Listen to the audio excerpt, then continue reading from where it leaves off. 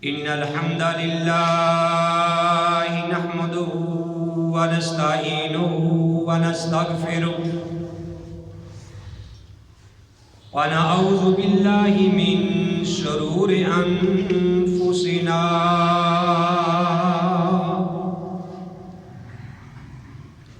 ومن سيئات أعمالنا من يهده الله فلا مضل له ومن يضلل فلا هادي له وأشهد أن لا إله إلا الله وحده لا شريك له وأشهد أن محمدًا عبده ورسوله يا أيها الذين آمنوا اتقوا الله حق تقاته ولا تموتن إلا وأنتم مسلمون يا أيها الناس اتقوا ربكم الذي خلقكم من نفس واحدة وخلق منها زوجها وبث منهما رجالا كثيرا ونساء واتقوا الله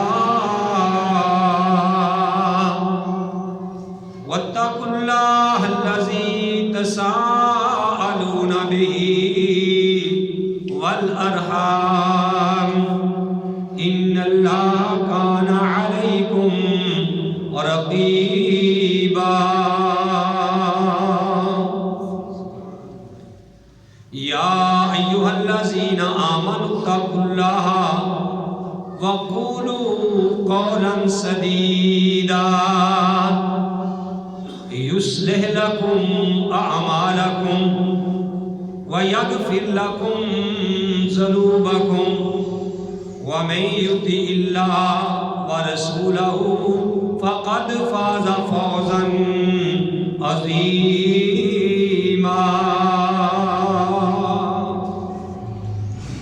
أما بعد فإن خير الحديث كتاب الله وخير الهدي هدي محمد صلى الله عليه وآله وسلم وشر الأمور محدثاتها وكل محدثة بدعة وكل بدعة ضلالة وكل ضلالة في النار. أعوذ بالله السميع العليم من الشيطان الرجيم. بسم الله الرحمن الرحيم. قال الله تبارك وتعالى في سورة البقرة يا أيها الذين آمنوا ادخلوا في السلم كافة ولا تتبعوا خطوات الشيطان إنه لكم عدو مبين. اے ایمان والو، تم اسلام کے اندر مکمل طور پر پورے کے پورے داخل ہو جاؤ اور شیطان کے قدموں کی پیروی مت اختیار کرو، بے شک وہ تمہارا کھلم کھلا دشمن ہے. وقال اللہ تعالی فی سورۃ النور یا ایھا الذین آمنوا، اے ایمان والو، لا تتبعوا خطوات الشیطان، تم شیطان کے قدموں کے پیچھے نہ چلو. وَمَن يَتَّبِعْ خُطُوَاتِ الشَّيْطَانِ، اور جو کوئی شیطان کے قدموں پہ چلے گا، اس کے کہنے پہ چلے گا، فَإِنَّهُ يَأْمُرُ بِالْفَحْشَاءِ وَالْمُنكَرِ، بے شک وہ تو تمہیں حکم دیتا ہے بے حیائی کا اور بری باتوں کا۔ محمد کی جس دل میں الفت نہ ہوگی، سمجھ لو کہ قسمت میں جنت نہ ہوگی۔ بھٹکتا رہا ہے، بھٹکتا رہے گا، محمد سے جس کو عقیدت نہ ہوگی۔ صلی اللہ علیہ وسلم۔ حضرات، ہر قسم کی تعریفات اللہ رحیم و کریم کی ذات پاک کے لیے۔ وہ اللہ جو ساری کائنات کا خالق، مالک اور رازق ہے۔ حمد و ثنا کے بعد اللہ احکم الحاکمین سے دعا ہے کہ اللہ تعالی ہمارے دلوں میں حب مصطفیٰ صلی اللہ علیہ وآلہ وسلم، زبان پہ درود مصطفیٰ صلی اللہ علیہ وسلم اور عمل میں سنت مصطفیٰ اور لب پہ نعت مصطفیٰ صلی اللہ علیہ وسلم اور قبر میں دیدار مصطفیٰ، حوض کوثر پہ جام مصطفیٰ صلی اللہ علیہ وسلم اور محشر میں شفاعت مصطفیٰ، اور اللہ احکم الحاکمین جنت الفردوس میں رفاقت مصطفیٰ عطا فرمائے صلی اللہ علیہ وسلم۔ میرے بھائیوں، میں نے آپ کے سامنے قرآن حکیم سے مختلف مقامات سے، یعنی 5 مقامات سے 5 آیات تلاوت کی۔ سورہ بقرہ کی آیت، سورہ آل عمران، سورہ نساء، سورہ احزاب۔ میں اللہ احکم الحاکمین سے دعا کرتا ہوں کہ اللہ تعالیٰ مجھے صحیح بیان کرنے کی توفیق نصیب فرمائے، اور اللہ تعالیٰ ہم سب کو سن سنا کے صحیح معنوں میں اس پہ عمل کرنے کی توفیق نصیب فرمائے۔ آمین۔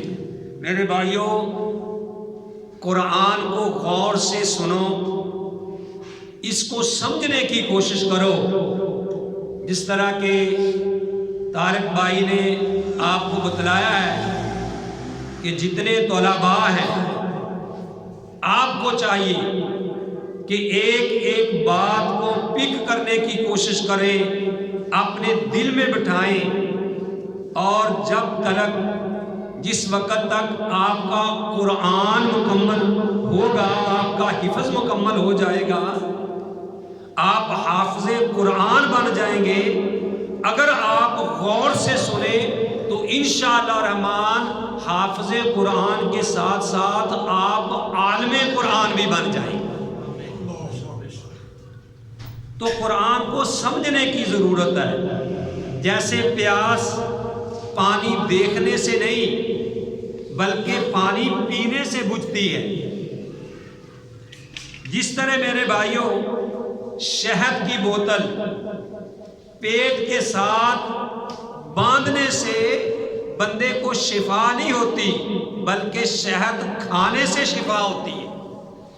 ایک بندہ اپنے پیٹ کے اوپر شہد کی بوتل باندھ لے کہ بھئی اللہ نے کیونکہ کہا فی شفاء للناس، کہ اس میں اللہ نے شہد میں شفا رکھی ہے، تو اگر وہ شفا اس طریقے سے حاصل کرے کہ شہد کی بوتل کو اپنے پیٹ کے ساتھ باندھ لے، تو میرے بھائی اس کا فائدہ نہیں ہوگا۔ فائدہ تب ہوگا جب وہ شہد کھائے گا۔ جس طرح ہمارے بعض لوگ تعویذ اپنے کوئی پیٹ پہ باندھ لیتا ہے، کوئی گلے میں لٹکا لیتا ہے، کوئی جناب اپنے بازو پہ دامن باندھ لیتا ہے کہ اس طریقے سے مجھے فائدہ ہوگا۔ میرے بھائیوں، اس طریقے سے قرآن باندھنے سے فائدہ نہیں ہوگا۔ قرآن کو آپ پڑھیں گے، اس پہ عمل کریں گے، اس پہ غور و فکر کریں گے تو تب آپ کو فائدہ ہوگا۔ آپ کو اگر بھوک لگی ہے، کھانا سامنے پڑا ہے تو کھانا کھائیں گے تو آپ کی بھوک ختم ہوگی، وہ صرف دیکھنے کی وجہ سے نہیں ہوگی۔ اسی طرح اگر قرآن آپ نے سجا کے الماریوں میں رکھ دیا ہے، روشن دان میں رکھ دیا ہے، اوپر والی جگہ پہ سجا کے غلاف چڑھا کے رکھ دیا ہے، تو میرے بھائیوں اس کا کوئی فائدہ نہیں ہوگا جب تک ہم اس کو کھول کے پڑھیں گے نہیں۔ تو اس لیے قرآن کو سمجھیں۔ قرآن کی ایک آیت، طالب علموں غور کریں آپ ذرا، کہ قرآن پاک کی ایک آیت، صرف ایک آیت، یہ بندہ غور کے ساتھ سمجھ کر پڑھے تو پیارے نبی علیہ الصلوۃ والسلام نے فرمایا کہ 100 نوافل پڑھنے سے بہتر ہے۔ میرے بھائیوں ذرا غور کرو کہ قرآن کی صرف ایک آیت، فرض کرو کہ میں نے یہ پڑھتا ہوں جو آپ کے لیے بڑی آسان ہے، الحمدللہ رب العالمین، اس کو آپ سمجھ کے پڑھیں کہ تمام تعریفیں اللہ کے لیے ہیں جو سارے جہان کو پالنے والا ہے۔ وہ رب ہے، وہ رب ہے، سارے جہانوں کو پالنے والا ہے۔ اور عربی میں ایک اب ہوتا ہے، اب کا معنی باپ ہے، فادر ہے، باپ ہے۔ اور عربی میں رب اور اس کے ساتھ ہی ملتا جلتا لفظ ایک ہے اب۔ اب باپ کو کہتے ہیں۔ رب پوری کائنات کو پالتا ہے، لیکن اب باپ بھی اپنی اولاد کو پالتا ہے، لیکن رب اور اب وزن ایک جیسا ہے، لیکن رب اور اب میں زمین و آسمان کا فرق ہے۔ کیوں؟ کہ اب جو ہے وہ اپنی اولاد کو پالتا ہے، رب پوری کائنات کو پالتا ہے۔ اب جو ہے باپ، اس کو نیند آ جاتی ہے، اور رب جو ہے اس کو نیند تو بڑی دور کی بات ہے، لا تأخذہ سنۃ ولا نوم، اس کو اونگ بھی نہیں آتی۔ تو میرے بھائیوں، اب بیمار ہو جاتا ہے، کبھی پیٹ میں درد، کبھی سر میں درد، کبھی شوگر ہو گئی، کبھی بی پی ہائی ہو گیا، کبھی لو ہو گیا۔ اب جو ہے وہ بیمار ہو جاتا ہے، اور رب جو ہے وہ بیمار نہیں ہوتا بلکہ بیماروں کو شفا دیتا ہے۔ تو میرے بھائیوں، اب کو ایک وقت آئے گا کہ اب کو موت آ جائے گی، لیکن رب کو موت نہیں آئے گی۔ وہ یحیی و یمیت، وہ زندہ کرتا ہے اور مارتا ہے، اور اس کو نہ اونگ آتی ہے، نہ نیند آتی ہے، نہ اس کو موت آئے گی۔ کل من علیہا فان، جو زمین کے اوپر ہے، کرنے والے برنے والے بڑے افسر، S P D S P M N A, سب کو موت آئے گی، لیکن رب کو موت نہیں آئے گی۔ ٹھیک ہے نا؟ اب دیکھو، میں نے ایک آیت کریمہ پڑھی ہے، الحمدللہ رب العالمین، تمام تعریفیں اس اللہ کے لیے ہیں جو سارے جہان کو پالنے والا ہے۔ کتنی دیر لگی ہے ابھی؟ ایک لمحہ۔ ایک بندے نے یہ آیت پڑھی ہے سمجھ کر کہ الحمدللہ، تمام تعریفیں للہ، اللہ کے لیے ہیں، رب العالمین، جو پالنے والا ہے سارے جہانوں کا۔ اور ایک کونے میں صوفی نوافل پڑھ رہا ہے، اس نے 100 نفل پڑھے۔ کتنی دیر لگی ہوگی جی؟ 1 گھنٹہ تو تقریباً لگے گا۔ اس نے 1 گھنٹے میں 100 نفل پڑھے اور ایک بندے نے صرف آیت سمجھ کے 1 لمحہ میں پڑھی، وہ 1 آیت 100 نوافل پڑھنے سے بہتر ہے۔ تو اس لیے قرآن کو اگر آپ غور سے پڑھیں گے، غور سے سمجھیں گے میرے بھائیوں، ایک تو اتنا اجر ہوگا اور دوسرا پھر آنے کا فائدہ بھی ہوگا، آنے کا فائدہ بھی ہوگا، جمعے کا مقصد بھی پورا ہوگا کہ آپ آئے ہیں، آپ کو پتہ چلے کہ آپ کیا گھروں کو لے کے جا رہے ہیں۔ مجھے قصے کہانیاں سنانے نہیں آتے، واہ واہ کروانا نہیں آتا، ہاتھ کھڑے کرو سمجھ آئی یا کہ نہیں، ادھروں سبحان اللہ کہو ادھروں سبحان اللہ کہو۔ میں تو آپ کو ایک سبق کی طرح پڑھا رہا ہوں کہ ایک ایک بات آپ کے ذہن میں بیٹھے۔ تو بھائیوں، میں نے آپ کے سامنے آیت کریمہ تلاوت کی ہے اور کئی بار کی ہے اور بار بار کی ہے کہ یا ایھا الذین آمنو، اے ایمان والو، ادخلوا، داخل ہو جاؤ، فی السلم، اسلام میں، کافتن، پورے کے پورے، ولا تتبعوا، نہ پیروی کرو، نہ پیچھے چلو، خطوات الشیطان، شیطان کے قدموں کے۔ کیوں؟ اس لیے کہ انہ لکم، بے شک وہ تمہارا، عدو مبین، کھلم کھلا دشمن ہے۔ وہ تمہارا کیا ہے بھئی؟ کھلم کھلا دشمن ہے۔ یہ سورہ البقرہ کی آیت ہے۔ اور پھر میرے بھائیوں آگے ایک آیت کریمہ میں نے آپ کے سامنے سورہ النور کی پڑھی ہے، اس میں بھی اللہ احکم الحاکمین نے ایمان والوں کو مخاطب کیا ہے۔ آج سبق یاد کر کے جانا ہے، کوئی لمبی چوڑی بات نہیں، صرف 2 آیات، یا ایھا الذین آمنو، اے ایمان والو۔ یہ کوئی مشکل تو نہیں نا؟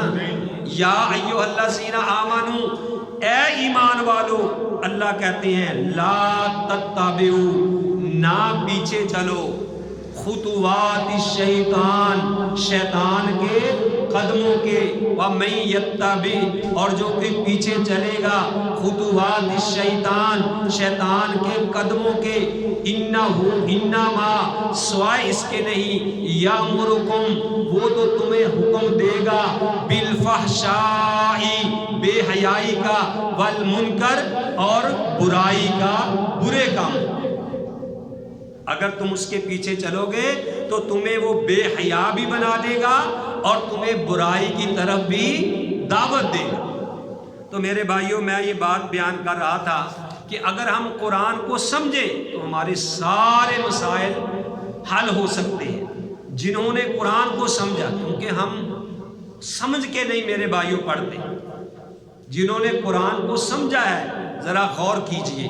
اب نبی علیہ الصلوۃ والسلام نے فرمایا، حضرت عبداللہ رضی اللہ تعالی عنہ کہتے ہیں، غالباً عبداللہ بن عباس، عبداللہ بن مسعود رضی اللہ تعالی عنہ، وہ فرماتے ہیں کہ نبی علیہ الصلوۃ والسلام نے فرمایا، کہتے ہیں کہ مدینہ کے اندر جب آپ ہجرت کر کے گئے، غور سے بات سننی، میں نے سونے نہیں دینا کسی کو، جب آپ ہجرت کر کے مکہ سے ہجرت کر کے مدینہ میں گئے تو سب سے پہلے جو میں نے حدیث پیارے نبی علیہ الصلوۃ والسلام سے سنی وہ کیا تھی؟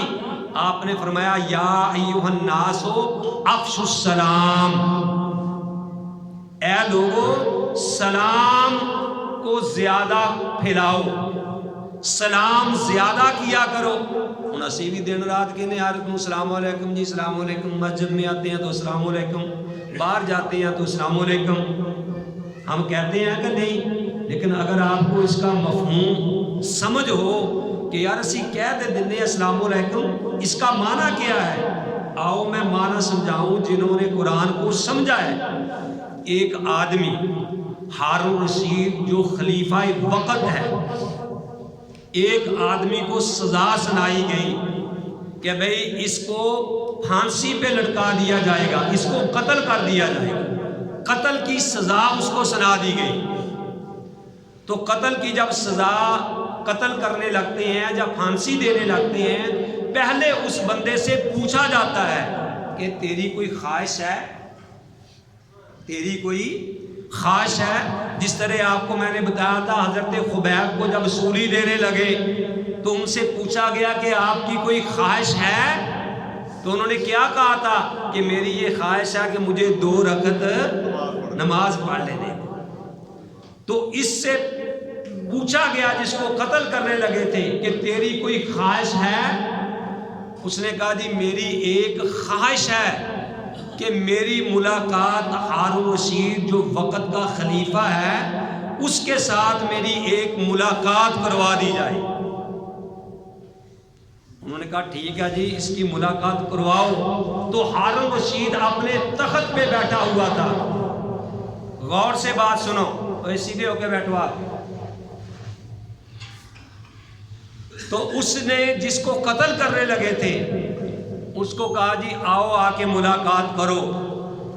جب وہ اندر آیا اس نے آ کے کہا جی السلام علیکم۔ تو ہارون رشید نے کہا وعلیکم السلام، یعنی السلام علیکم کا معنی کیا؟ تجھ پہ سلامتی ہو۔ تو آگے سے وعلیکم السلام، آپ کے اوپر بھی سلامتی ہو۔ جب یہ بات کہی انہوں نے کہا ہاں جی کرو بات، کیا بات کرنا چاہتے ہو؟ ہارون رشید نے کہا، اس نے کہا بس جی میرا کام ہو گیا، میرا کام ہو گیا۔ جلاد آئے قتل کرنے کے لیے، جب تلوار نکالی اس کو قتل کرنے کے لگے، اس نے کہا خبردار آپ مجھے قتل نہیں کر سکتے۔ انہوں نے کہا کیوں؟ انہوں نے کہا کہ جناب وقت کے جو خلیفہ ہیں ہارون رشید وہ مجھے ضمانت دے چکے ہیں، آپ مجھے قتل نہیں کر سکتے۔ تو وقت کے خلیفہ نے کہا کیا میں نے آپ کو ضمانت دی ہے، ابھی کیوں نہیں کر سکتے؟ اس نے کہا آپ نے مجھے کہا ہے وعلیکم السلام۔ وعلیکم السلام کا معنی ہوتا ہے میری طرف سے تجھے سلامتی ہے، میری طرف سے امن ہے، میں تجھے میری طرف سے کوئی نقصان نہیں پہنچے گا۔ تو وقت کا خلیفہ ہارون رشید مسکرایا، کہنے لگے اس بندے کو معاف کر دو، کیونکہ وہ بھی سمجھتا تھا السلام علیکم کا معنی کیا ہے، اور وقت کا خلیفہ بھی سمجھتا تھا کہ وعلیکم السلام کا معنی کیا ہے۔ کیا آج ہم نے بھی سمجھا ہے؟ ہم ایک دوسرے کو سلام تو بڑی دور کی بات ہے، گلے بھی ملتے ہیں، ایک دوسرے کو گلے بھی ملتے ہیں، 5 وقت نماز بھی پڑھتے ہیں، کندھے کے ساتھ کندھا، قدم کے ساتھ قدم بھی ملاتے ہیں۔ اور میرے بھائیوں ہمارے دل حسد سے، ہمارے دل بغض کے ساتھ بھرے ہوئے ہیں، ہم ایک دوسرے کے دشمن ہیں۔ کیا آپ نے پیارے نبی کی بات کو سمجھا؟ آپ نے حضرت عبداللہ کہتے ہیں نبی علیہ السلام نے پہلی یہ بات بتائی یا ایھا الناس افشوا السلام۔ یہ یاد رکھنا کہ میں نے آج کون سی حدیث بیان کی ہے کہ آپ نے فرمایا اے لوگوں سلام زیادہ عام کرو، سلام کو عام کرو، لیکن اس معنی کو بھی سمجھو، جیسا کہ میں نے مثال دے کے سمجھایا۔ افشوا السلام وآتیموا الطعام، اور لوگوں کو کھانا کھلایا کرو، لوگوں کو کھانا کھلایا کرو، ایک دوسرے کو دعوت دیا کرو، کھانا کھلایا کرو۔ افشوا السلام وآتیموا الطعام واصلوا الارحام۔ تیسری بات کیا کہی؟ واصلوا الارحام، آپس میں صلہ رحمی کیا کرو، آپس میں صلہ رحمی کیا کرو، دوستوں کو، اپنے رشتہ داروں کو آپس میں ملا کرو، آپس میں جڑا کرو، واصل الارحام، صلہ رحمی کرو۔ کتنی باتیں ہو گئی؟ 3۔ افشوا السلام، سلام عام کرو، وآتیموا الطعام، لوگوں کو کھانا کھلاؤ، واصل الارحام، اور صلہ رحمی کرو، وَصَلُّوا فِي اللَّيْلِ وَالنَّاسُ نِيَامٌ، اور راتوں کو جب لوگ سوئے ہوتے ہیں اس وقت اٹھ کے نماز پڑھا کرو۔ آپ کو فائدہ کیا ہوگا، ملے گا کیا؟ پیارے نبی علیہ السلام نے فرمایا تَدْخُلُوا الْجَنَّةَ بِالسَّلَامِ، سلامتی کے ساتھ جنت میں داخل ہو جاؤ۔ کتنا آسان کام ہے بھائی، نہ زور لگے نہ کوئی بات۔ افشوا السلام، سلام کو عام کرو، وآتیموا الطعام، جتنی اللہ نے توفیق دی ہے ضروری نہیں کہ مرغا ہی روسٹ کر کے دینا ہے، ہرنی ہی پکا کے دینا ہے جناب، لیگ پیس ہی رکھنے ہیں، جو اللہ نے توفیق دی ہے آپ اپنے یعنی کھلاؤ، اس سے کتنا فائدہ ہوگا۔ واصل الارحام، صلہ رحمی کرو، اگر کچھ اور نہیں کر سکتے کسی اپنے بھائی کو مسکرا کے ہی مل پڑو، ٹھیک ہے نا، مسکرا کے ملنا بھی یہ صدقہ ہے۔ اگر آپ اپنے بھائی سے کہیں دے یعنی دیکھا کہ تیور ہی نہیں اترتے، وہ ہر وقت موڈ میں ہی رہتے ہیں، جس طرح جہنمی دروگے کے بارے میں آتا ہے جس کا نام مالک ہے، کہ اس کے بارے میں حدیث میں آتا ہے کہ جب سے وہ اللہ نے اس کو بنایا ہے، جب سے وہ گیٹ کیپر بنا ہے، اس کے چہرے پہ کبھی مسکراہٹ آئی ہی نہیں۔ اگر اس کا دل نرم ہو تو پھر وہ تو جہنمیوں کی رکھوالی نہیں کر سکتا، وہ تو گیٹ کیپر نہیں بن سکتا۔ تو میرے بھائیوں، کئی دروگائے جہنم بنے رہتے ہیں، ان کے چہرے پہ کبھی مسکراہٹ آئی نہیں ہے۔ تو میرے بھائیوں، نبی علیہ الصلوۃ والسلام نے یہ چار فرمایا، چار کام کرو، کیا کرو گے؟ تم سلامتی کے ساتھ کس میں داخل ہو جاؤ گے؟ جنت میں داخل ہو جاؤ گے۔ اگر جنت میں جانے کا ارادہ ہے تمامی کا، گلے میں کرتا پہن لو محمد کی غلامی کا۔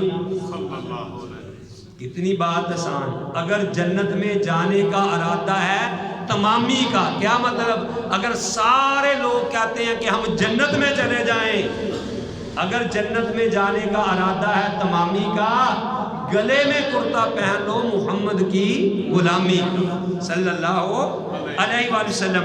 تو میرے بھائیوں، نبی علیہ الصلوۃ والسلام کا فرمان آپ کو سنایا، میں اب آپ سے سننا بھی ہے جب جی چاہے گا کہ بتاؤ بھائی وہ کون سے چار کام ہے جو بندہ کرے تو ڈائریکٹ جنت میں جائے گا، یہ آپ نے یاد رکھنے، ٹھیک ہے نا جی۔ اور دیکھو ایک اور حدیث سناؤں، میں اپنی بات کو ختم کروں۔ ایک ساتھی نے سفارش کی ہے کہ جناب جمعہ ذرا جلدی ختم کر دینا، انہوں نے کہیں کام جانا۔ الحمدللہ ہم تو آپ کے خادم ہیں بھائی، ٹھیک ہے نا، نہ اتنا دے مقتدی تانوں تو لبنے ہیں نہ اتنا دا خطیب ہی لبنے، ٹھیک ہے نا جی۔ تو بہرحال تو بھائیو ایک حدیث سنے، میں اپنی بات کو ختم کروں۔ نبی کریم صلی اللہ علیہ وسلم نے فرمایا، اور ہم دیکھیں کہ کیا ہم عمل کر رہے ہیں جو آپ کے سامنے آیت کریمہ تلاوت کیا کہ ادخلوا فی السلم کافہ، کہ مکمل طور پر، مکمل پورے کے پورے اسلام میں داخل ہو جاؤ۔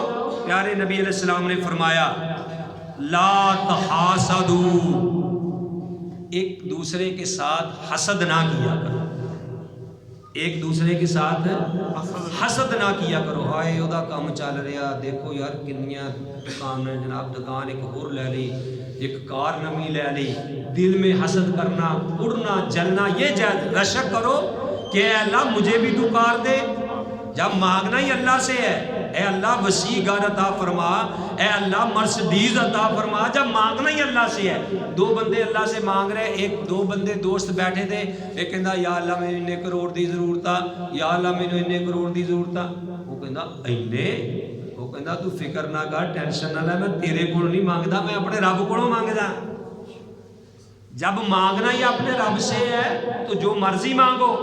فرمایا ولا تحاسدوا، ایک دوسرے کے ساتھ حسد نہ کیا کرو۔ رشک کرنا جائز ہے۔ میں آپ کو ایک نسخہ بتلاتا ہوں کہ اب کیسے پتہ چلے جی میں اس کے ساتھ حسد کرتا ہوں کہ نہیں کرتا، میرا دل صاف ہے کہ نہیں۔ جس کے ساتھ آپ حسد کرتے ہیں نا، اگر آپ کہتے ہیں کہ میں حسد ختم کروں اور میں ججمنٹ کروں دل میں کہ حسد ختم ہوا کہ نہیں، اس کے لیے آپ دعا کرنا شروع کر دیں۔ اگر تے دے واسطے دعا کرنوں دل کردا ہے تے سمجھ لو حسد نہیں، اگر دے واسطے ہاتھ اٹھان نوں دل نہیں کردا سمجھ لو تیرے دل چوں دی طرفوں کوڑا، تیرا دل دی طرفوں خراب ہے۔ اور نہیں سمجھے؟